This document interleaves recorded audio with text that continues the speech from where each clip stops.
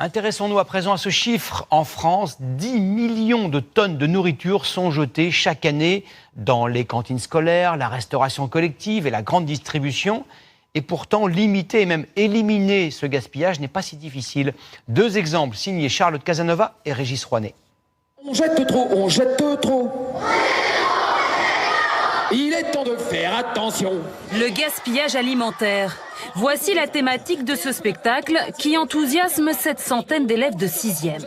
Cet artiste les alerte sur l'importance de ne rien gâcher et va jusqu'à leur donner quelques astuces. Tu transformes, tu resserres le repas de la veille, tu auras transformé. En France, chaque personne jette en moyenne entre 20 et 30 kilos de nourriture par an.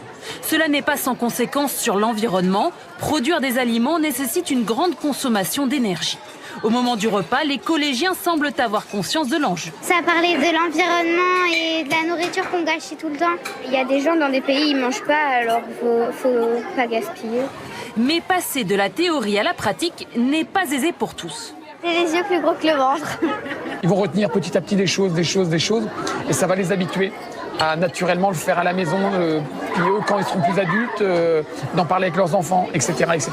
Ne pas gaspiller, ça s'apprend. Ce ne sont pas ces salariés qui diront le contraire. Depuis 3 ans, leur restaurant d'entreprise mène un combat contre le gaspillage alimentaire.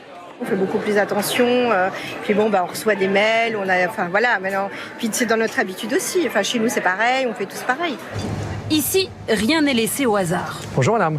Chaque jour avant le début du service, Monsieur Lacotte, en charge du projet gaspillage alimentaire, fait son inspection.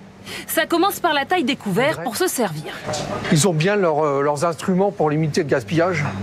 Des pinces plutôt que des grandes cuillères. Et puis en cuisine, les proportions sont réfléchies. On ne va pas se sécuriser en produisant trop et en jetant ensuite. Et puis ensuite, nous, on a demandé à notre boulanger de faire du pain plus petit en termes de grammage. Et ça, les 1200 salariés en ont bien conscience.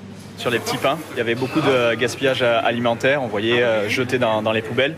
Bilan, ils ne jettent plus du tout de pain. Dans l'après-midi, les plats chauds non consommés sont vendus version traiteur pour le dîner. Bonjour, je vous prends un marché du soir, s'il vous plaît. L'avantage pour moi, c'est que je cuisine pas ce soir. En plus, ça nous permet de lutter contre le gaspillage. Alors 2 en 1, c'est parfait pour moi. Enfin, une fois par semaine, il y a le don de la nourriture restante à une association caritative.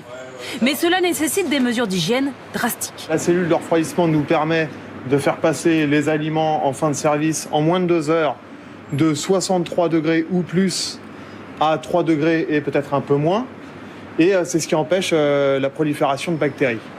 Grâce à toutes ces mesures, ce restaurant d'entreprise a réduit son gaspillage alimentaire de 20%. Cette économie dans l'assiette a également permis de faire baisser le prix sur certains plats.